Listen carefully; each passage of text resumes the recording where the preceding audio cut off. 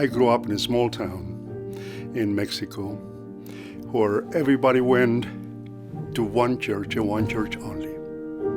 And when I learned about the scriptures was the doctrine of the church, the Catholic Church.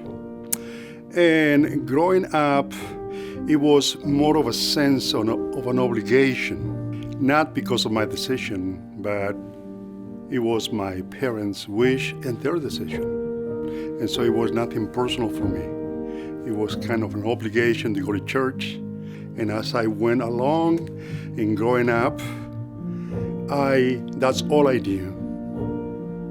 The basic concept of the Bible, the teachings of the doctrine of the Catholic Church, meaning thou shalt not steal, do not kill, obey your parents, honor them.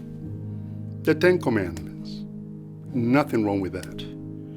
But it wasn't really something that I own. It was just what it was coming to me, more of a tradition that I had to do something personal, something that I own. Now, when I came to the U.S., and obviously I did not know the difference of churches because of knowing just one monolithic or one church only. Everything was new to me. Now, I was very young when I came. But as an adult, once I joined the U.S. Army and I discovered different things in different countries and learned that there was more than one church. So I started basically researching and just listening to people. And it was something of a slow transition from one period to another. In other words, I did not just say, oh, I don't like the Catholic Church, because that is embedded in me.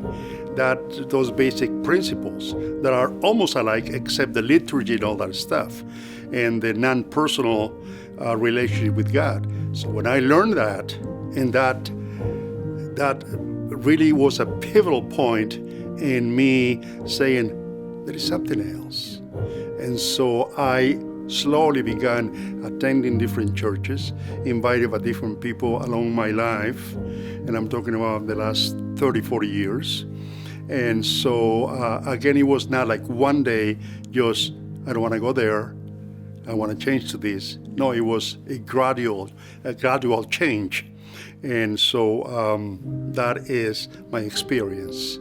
Once I belonged to a church, and once I started really feeling that it was my own, and having that relationship again with God, it was really amazing, because now I can participate in groups and teaching the Word.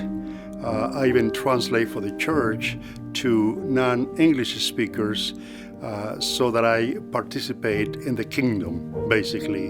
And so that has also been a big change in me. Instead of just being a passive attendee, even before or even when I became a Protestant.